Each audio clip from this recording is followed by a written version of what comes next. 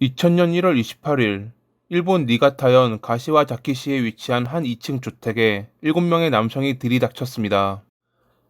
그들은 보건소 직원들과 정신병원 의사 및 병원 관계자들로 2층에 거주하고 있는 사토 노부유키라는 남성을 데려가기 위해 온 것이었죠. 이 집에는 어머니와 아들인 사토 둘이 살고 있었는데 몇 년 동안 아들의 가정폭력에 시달리던 어머니가 신고했던 것입니다. 사토의 으름장에 10년이 넘게 올라가 본 적이 없었다는 2층. 사람들은 2층으로 올라갈수록 역겨운 냄새가 나는 것을 느꼈습니다. 방문을 열었을 때 사람들과 마주친 사토는 난동을 부렸지만 그들의 손을 뿌리치지는 못했습니다. 그는 당시 "이제 끝이다. 잘 되고 있었는데" 라는 이상한 소리를 했다고 합니다. 사토의 말에 이상함을 느끼고 있던 보건소 직원은 침대 위의 담요가 움직이는 것을 보고 놀랐습니다. 그는 조심히 담요를 들춰냈고 9년 2개월 전에 실종된 소녀를 발견했죠.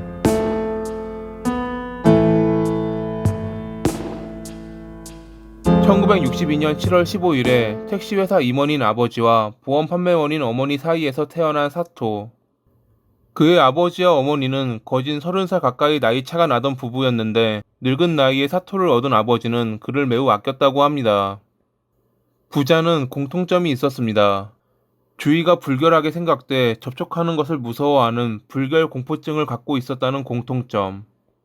그렇기에 사토는 중학교에 들어갈 무렵 70대 중반이 된 아버지를 지저분하다고 여기며 멀리했습니다.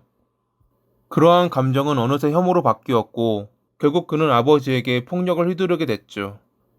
아버지뿐만이 아니었습니다. 말리는 어머니 역시 그의 폭력을 피해가진 못했습니다. 고등학교 시절에 그는 학교에서 눈에 띄는 존재는 아니었지만 집에서 부모에게 보여주던 모습과는 달리 나긋나긋한 느낌이었다고 합니다.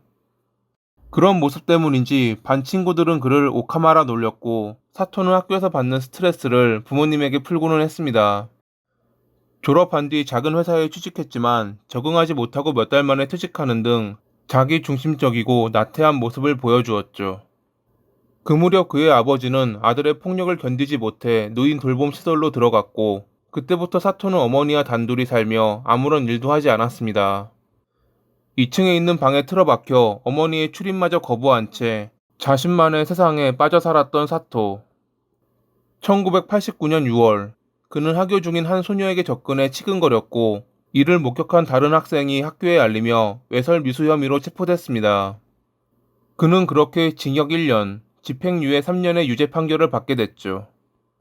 여기서 한 가지 짚고 넘어가야 할 것은 그가 현행범으로 체포됐고 형이 확정됐음에도 불구하고 성범죄자 목록에 등록되지 않았다는 것입니다. 정확히는 등록 누락. 일본은 지금도 아날로그식으로 서류를 처리하는 곳이 많기에 실수로 그의 이름이 누락되었던 것이죠. 만약 이때 그의 이름이 제대로 등록됐다면 그가 앞으로 벌일 범행이 더 빨리 해결됐을지도 몰랐기에 추후 경찰은 많은 비난을 받았습니다. 집행유예 기간임에도 불구하고 사토는 전혀 반성하지 않고 또 다른 범죄를 저질렀습니다. 1990년 11월 13일, 차를 몰고 가시와자키시 북동쪽에 위치한 신조시로 간 사토는 학교를 마치고 귀가하던 소녀 A를 발견했습니다. 주변에 아무도 없는 것을 확인한 그는 흉기로 A를 위협해 차에 태운 뒤 자기 집으로 데려왔죠.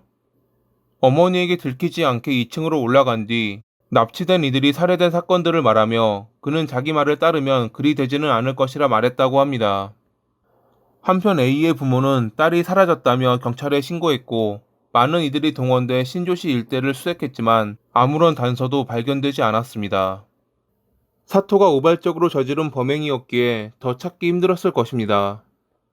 만약 앞서 언급한 바와 같이 사토가 성범죄자 명단에 등록됐다면 A의 실종 사건에 관해 그는 용의자 중 한 명으로 선정됐을 것이고 그러면 좀 더 일찍 범행이 발각됐을 테지만 그의 이름은 누락된 상태였기에 경찰은 대책본부를 꾸리고 다른 용의자들을 선정하는 등 헛물을 켜고 있었죠. 처음 A는 구속된 상태였지만 며칠 뒤 사토는 구속을 풀어주었고 여러 방법을 동원해 탈출하지 못하게 의지를 상실시켰습니다. 나중에는 전기 충격기까지 동원됐는데 사토는 이를 어머니에게 사용하기도 했다고 합니다. 당시 A는 사토가 자신을 때리면 맞는 것은 내가 아닌 또 다른 나다라고 생각하며 하루하루를 견뎠습니다. 이는 한 사람 안에 둘 또는 그 이상의 인격이 존재하는 해리성 장애 증상이었죠. 보호 본능으로 발생한 증상이었지만 만약 그러지 않았다면 그녀는 9년이 넘는 시간을 견디지 못했을지도 모릅니다. 2층에서 이러한 일이 벌어지고 있었지만 그의 어머니는 아들을 두려워해 매일 정처 없이 밖에서 돌아다니다 저녁 늦게 왔기에 전혀 몰랐다고 합니다.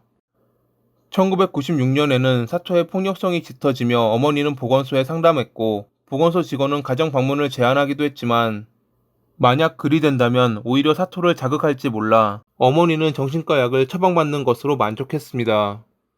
하지만 2000년 초에 더 이상 견디지 못한 어머니는 의료 보호 입원에 동의하며 그해 1월 28일에 보건소 직원과 정신병원 관계자들이 그의 집에 방문했고 감금돼 있던 A를 발견한 것이었습니다. 그렇게 A는 9년 2개월 만에 지옥을 벗어나 가족들 곁으로 돌아갈 수 있었습니다. 왜 그런 범행을 저질렀냐는 질문에 말벗이 필요했다고 말했던 사토.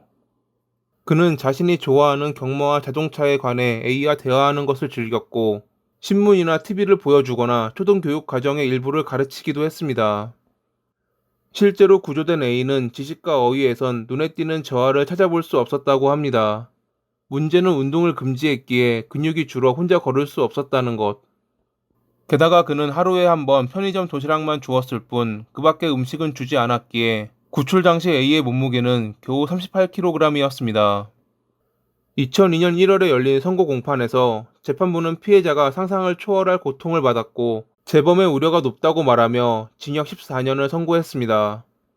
사토의 변호사는 그가 강박장애, 인격장애를 갖고 있고 범행 당시 심신모약 상태였다며 항소했지만 2003년 8월에 최고재판소는 그가 집행유예 상태에서 범행을 또 저지른 점을 지적, 항소를 기각하며 제1심 선고를 지지했습니다. 구류 기간을 형량에 넣지 않았기에 2015년이 되고 나서야 출소한 그는 지바현에서 생활보장을 받으며 혼자 생활하다가 2017년에 자기 집에서 사망한 채 발견됐습니다.